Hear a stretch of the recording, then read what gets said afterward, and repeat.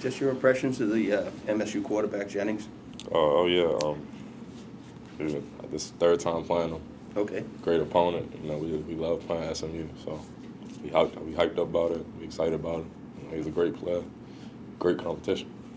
KB playing SMU a few times. You guys feel like there is a little bit of a rivalry there between these two teams? I know you did play them for in the history of BC for a while, and then 3 games in a row I hear it's important. Yeah, it's 100% rivalry.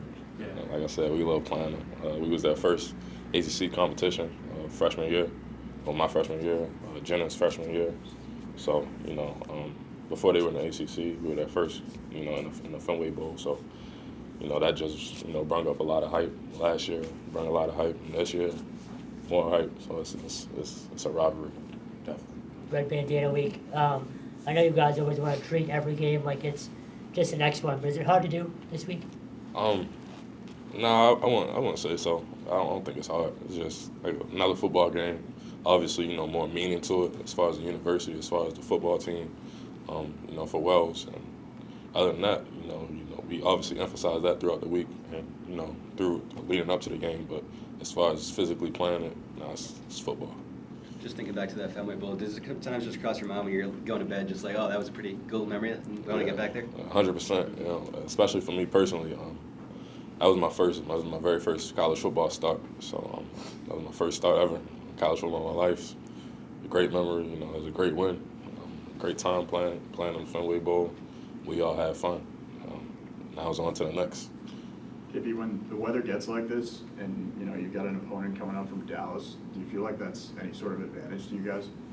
Yeah, I feel like it could be a minor advantage, but also I try to look at it from the opposite end. Like if we were going down somewhere hot, I wouldn't say that okay just because they get to practice in the heat all the time. Obviously it's an advantage, but at the end of the day we still got to line up and play because they're gonna come with their best game. So we got to match it, and they got to match us.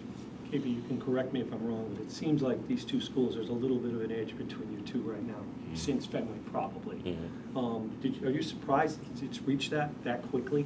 Yeah, honestly, I'm not. I don't know exactly why, but just that vibe I got the Fenway Bowl, the vibe I got last year, and the vibe I have right now, it's been the same. That rivalry type feel. We ready for it, your face. Yeah, we ready. We ready. Speaking of the rivalry a little bit more, did you guys see kind of on social media SMU kind of trolling, putting up banners in the Quincy Market? Yeah. Reaction to players. If you could tell us what your reaction is. Yeah, no, it was funny. Yeah, it was funny. That was funny.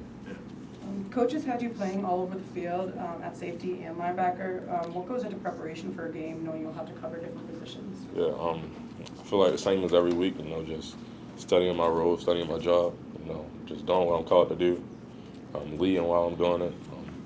It's really at the end of the day, just don't want to complicate it. It's just football at the end of the day. So lining up and play, obviously, getting into the playbook extra, all the time, and when we practice, that's our preparation for the week. So by the time game time comes, it just flow naturally.